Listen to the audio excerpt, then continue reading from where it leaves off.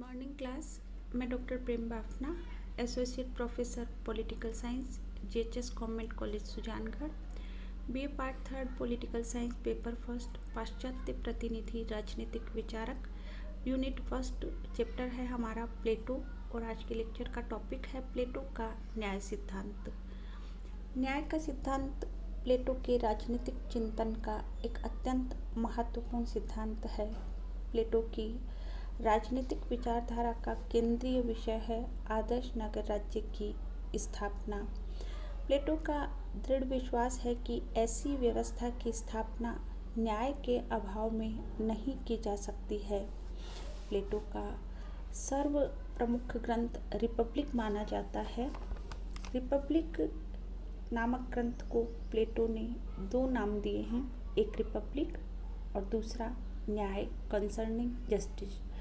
जहाँ प्रथम शीर्षक इस ग्रंथ में वर्णित आदर्श राज्य व्यवस्था की ओर संकेत करता है, वहीं द्वितीय शीर्षक इस तथ्य को प्रकट करता है कि इस आदर्श राज्य व्यवस्था का मूल आधार न्याय या सद्गुण होता है। प्लेटो के समस्त राजनीतिक चिंतन का मूल उद्देश्य एक ऐसे आदर्श राज्य की स्थापना करना था जो व्यक्तिगत अक्षमता, अकुशलता, अस्थिरता एवं राजनीतिक स्वार्थपरता आदि व्याधियों से मुक्त हो, जो समस्त प्रकार के विकारों और विकृतियों से रहित हो, अर्थात प्लेटो सक्षम, स्थिर, सुव्यवस्थित तथा आत्मसंयमी राज्य की स्थापना करना चाहता था। प्लेटो ने अपने न्याय सिद्धांत को प्रस्तुत करने से पूर्व तत्कालीन यूनान में प्रचलित विभिन्न न्याय सिद्धांतों का खंडन किया है।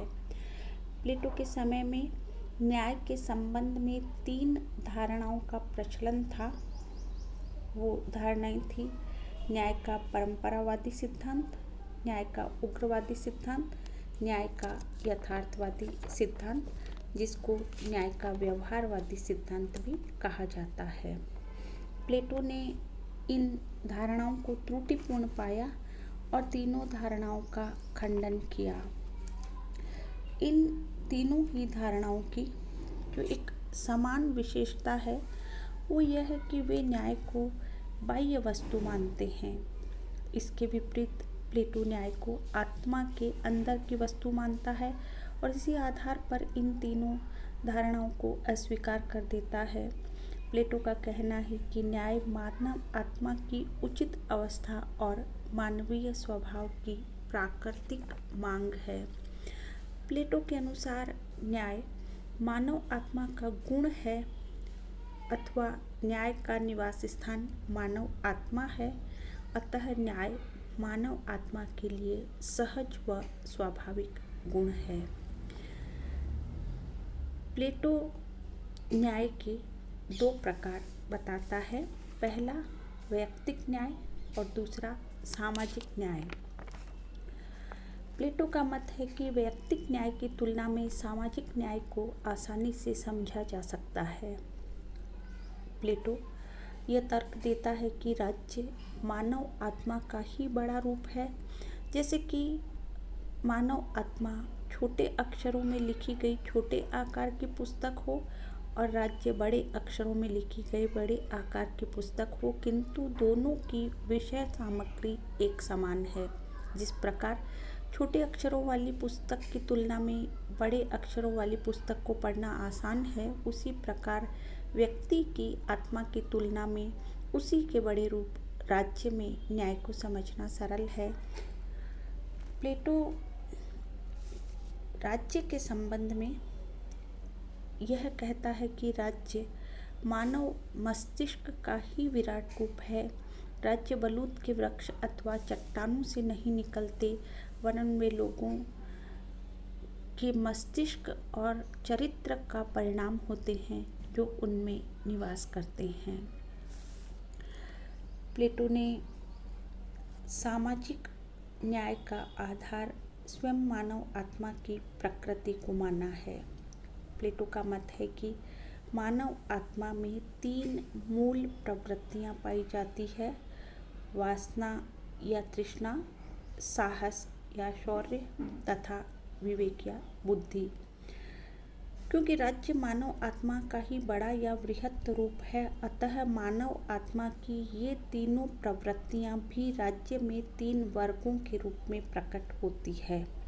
जिन व्यक्तियों की आत्मा में अन्य प्रवृत्तियों की तुलना में वासना, यहाँ वासना का अर्थ इंद्रिय प्रधान भौतिक जीवन जीने की इच्छा से है, तो जिन व्यक्तियों की आत्मा में अन्य प्रवृत्तियों की तुलना में वासना या तृष्णा की प्रवृत्ति अधिक मात्रा में पाई जाती है, वे राज्य के उत्पादक वर्ग का निर्माण करते हैं।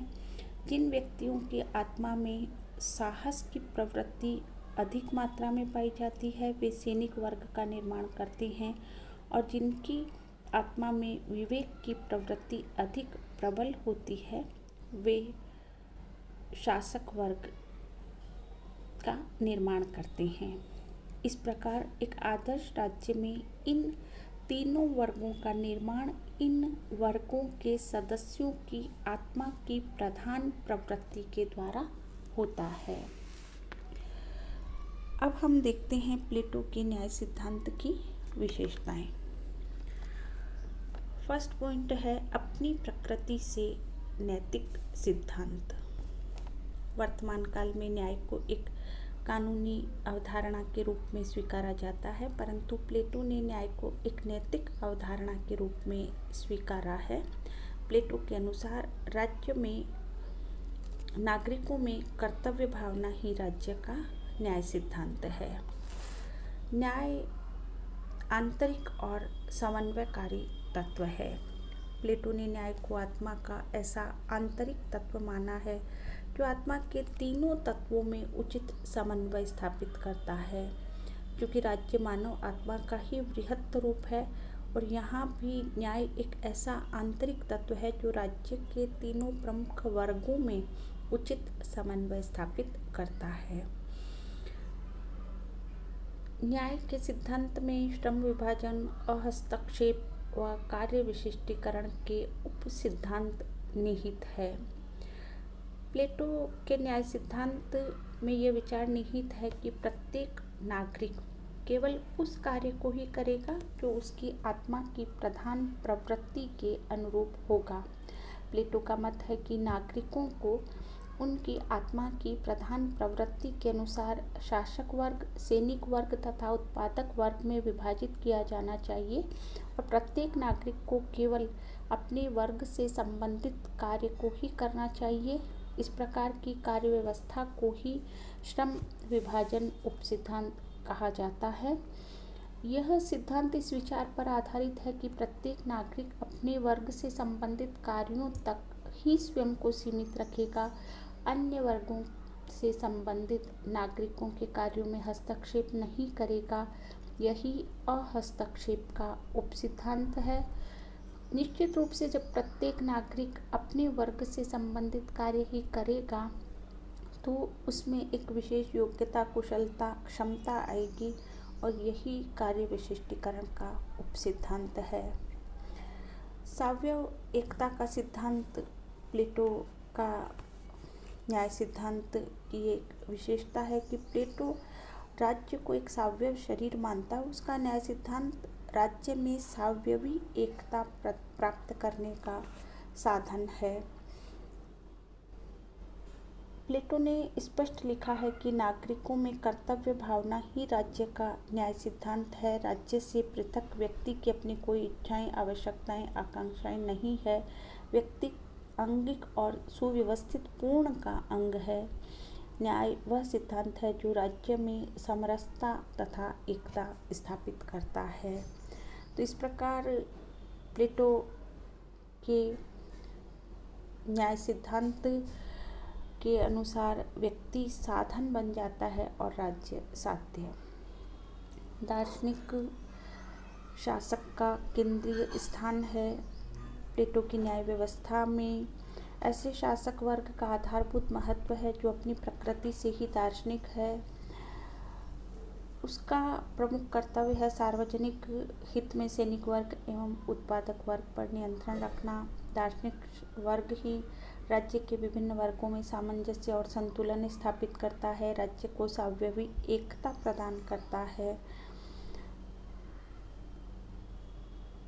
अगला जो पॉइंट है, न्याय सिद्धांत के सहायक व अनिवार्य साधन शिक्षा तथा साम्यवाद है।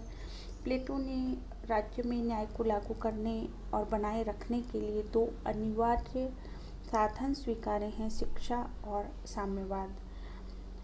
प्लेटो का विचार है कि अन्याय का आधार अज्ञान होता है। अज्ञान एक मानसिक रोग है और इसका उपचार उचित शिक्षा है।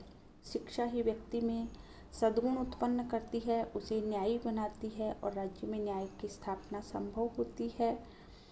परंतु कुछ ऐसी परिस्थितियां भी उत्पन्न हो सकती है जो ज्ञान द्वारा स्थापित न्याय व्यवस्था के पतन में सहायक हो।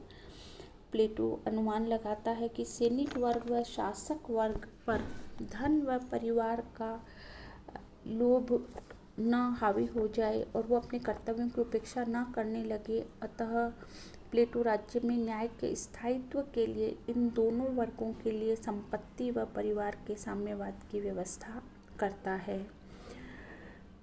न्याय के दो प्रकार, वैयक्तिक न्याय तथा सामाजिक न्याय। प्लेटो ने न्याय के दो प्रकार स्वीकारे हैं, वैयक्तिक न्याय और सामाजिक न्याय। मूलतः न्याय का निवास स्थान मानव आत्मा में होता है और राज्य मानव आत्मा का ही वृहत रूप है, अतः न्याय का निवास राज्य में भी होता है, जिसे प्लेटो सामाजिक न्याय कहता है। इन दोनों ही प्रकार के न्याय में आधारभूत समानता है। यहाँ वैयक्तिक न्याय द्वारा आत्मा की तीनों प्रवृत्तियों में तालमेल व संतुलन स्थापित होता है तथा व्यक्तित्व में एकता स्थापित होती है।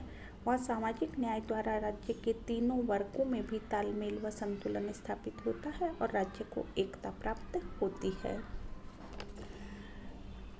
प्लेटो के न्याय सिद्धांत की आलोचना की यदि हम बात करें तो अनेक आधारों पर इसकी आलोचना की जाती है। चूँकि यूनान की तत्कालीन परिस्थितियों की दृष्टि से न्याय की धारणा उपयोगी थी, उसका महत्व था, लेकिन वर्तमान परिस्थितियों में उसको स्वीकार नहीं किया जा सकता है।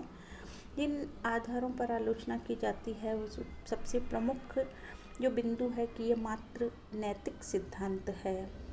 न्याय सिद्धांत का प्रमुख दोष यह है कि यह अपनी प्रकृति से मात्र नैतिक सिद्धांत है, जबकि आधुनिक युग में न्याय को मूलतः एक कानूनी धारणा के रूप में स्वीकारा जाता है। उसके न्याय सिद्धांत का अर्थ है विवेक द्वारा साहस व वासना का नियंत्रण या शासक वर्ग द्वारा सैनिक व उत्पादक वर्ग का नियंत्रण। इस नियंत्रण की प्रक्रिया का आधार कोई कानूनी व्यवस्था नहीं है, अपितु यह नैतिक विचार है कि श्रेष्ठ गुण द्वारा निम्न गुणों का नियंत्रण किया जाना चाहिए।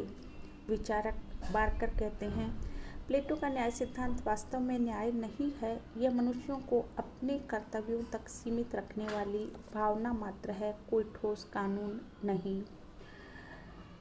नेक्स्ट जो पॉइंट है यह व्यक्तियों की स्वतंत्रता के विरुद्ध है। ये सिद्धांत व्यक्ति के केवल कर्तव्यों पर बल देता है, उसके अधिकारों की पूर्ण उपेक्षा करता है। यह व्यक्ति को यह अधिकार नहीं देता कि वह अपने लिए वर्ग का चुनाव करे। व्यक्ति को यह भी अधिकार नहीं देता कि अपने गुणों का विकास करके निम्न वर्ग से उच्च वर्ग में प्रवेश प्राप्त कर ले। इस सिद्धांत के अनुसार राज्य साध्य और व्यक्ति साधन मात्र है। इस प्रकार यह राज्य को सर्वाधिकारवादी बनाता है और व्यक्ति की स्वतंत्रता का अंत कर देता है। आलोचक इसे प्रजातंत्र विरोधी सिद्धांत मानते हैं। प्रजातंत्र में व्यक्ति की समानता को स्वीकारा जाता है, परंतु न्याय का सिद्धांत वर्गीय आधार पर व्यक्तियों के बीच असमानता की स्थापना करता है। प्रजातंत्र में व्यक्ति को अधिकार व स्वतंत्रता प्राप्त होती है, व्यक्ति को साध्य माना जाता है, परंतु यह सिद्धांत विपरीत मान्यताओं में विश्वास रखता है। यह एक ऐसे राज्य की स्थापना करता है जो मूलतः अभिजात तंत्रीय है।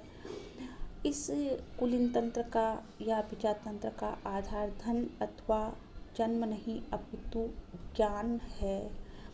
प्लेटो की न्याय व्यवस्था ने केवल शासक वर्ग तथा सैनिक वर्ग को ही राजनीतिक अधिकार प्रदान किए हैं और उत्पादक वर्ग को महत्वहीन बना दिया है।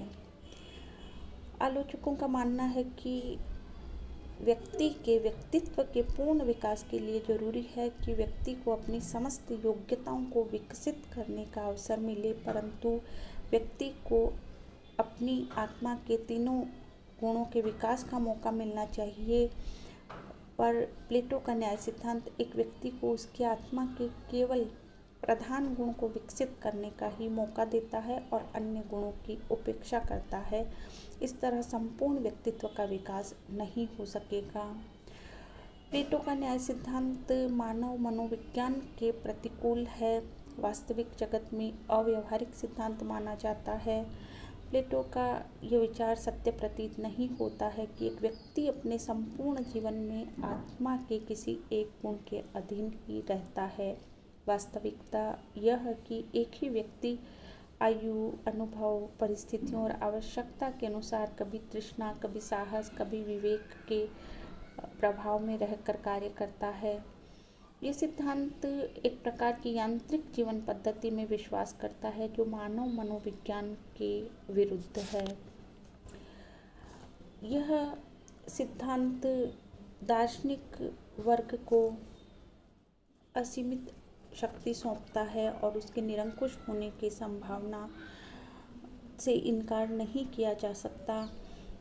एक और तो प्लेटो ने इस सिद्धांत को स्वीकारा है कि प्रत्येक व्यक्ति केवल अपने वर्ग से संबंधित कार्य ही करेगा और दूसरे वर्ग के कार्य में हस्तक्षेप नहीं करेगा। और दूसरी ओर वो ये भी मानता है कि दार्शनिक वर्ग जो है अन्य दोनों वर्गों का नियंत्रण करेगा। इससे शासक वर्ग के हाथ में संपूर्ण राजनीतिक सत्ता का केंद्रीयकरण हो गया है। प्लेटो का तर्क यह है कि यह वर्ग विवेक के अनुसार शासन का संचालन करेगा और सत्ता का दुरुपयोग नहीं करेगा, परंतु अनुभव बताता है कि जब भी समाज की संपूर्ण राजनीतिक शक्ति किसी व्यक्ति या वर्ग को प्राप्त हुई है तो वह व्यक्ति और वर्ग उस शक्ति का निरंकुश या मनमाना प्रयोग अवश्य ही करता है। लॉर्ड एक्टन का यह कथन उचित प्रतीत होता है कि सत्ता भ्रष्ट करती है और पूर्ण सत्ता पूर्ण रूप से भ्रष्ट करती है। तो इस प्रकार शासन शक्ति पर एकाधिकार होने से शासकों के भ्रष्ट होने की संभावना बनी रहेगी। और जो लास्ट पॉइंट है वो भी बहुत महत्वपूर्ण है कि आधुनिक युग के अनुरूप नहीं है। आधुनिक युग में न्याय को एक कानूनी अवधारणा के रूप में स्वीकारा जाता है, परंतु प्लेटो ने अपने न्याय सिद्धांत में कानूनी पक्ष की पूर्ण उपेक्षा की है। प्लेटो ने अपने न्याय सिद्धांत के अंतर्गत राज्य की संपूर्ण जनसंख्या को 3 वर्गों में बांटा है, परंतु आधुनिक राज्यों की समस्त जनसंख्या को इस तरह से 3 भागों में बांटकर शासन और न्याय की स्थापना संभव नहीं है।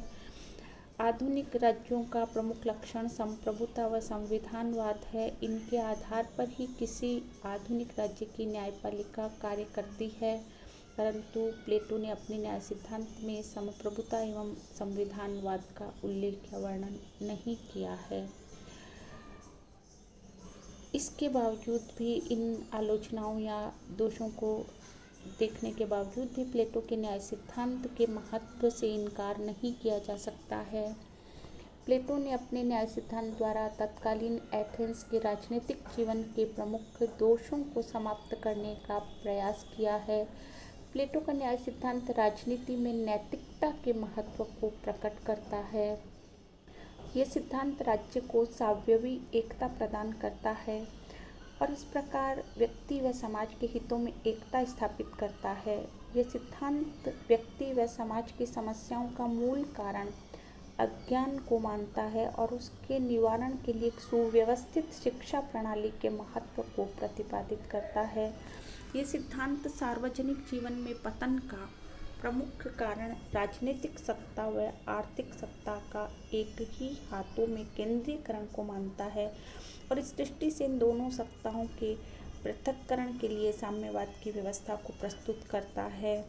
प्लेटो का न्याय स्वधर्म का पालन का सिद्धांत है, नैतिकता का सिद्धांत है, अच्छे आचरण का सिद्धांत है, जो कानूनी न्याय की अपेक्षा कहीं अधिक व्यापक है। प्लेटो ने अपने न्याय सिद्धांत के एक अभिन्न अंग के रूप में एक आदर्श राज्य व्यवस्था का चित्रण किया है। प्लेटो के बाद के अनेक कल्पनावादी और आदर्शवादी विचारकों ने प्लेटो की इस आदर्श राज्य व्यवस्था से अत्यधिक प्रेरणा प्राप्त की है। आज के लिए इतना ही। अगले लेक्चर में हम प्लेटो के दार्शनिक शासक की अवधारणा पर चर्चा करेंगे। इसी के साथ धन्यवाद।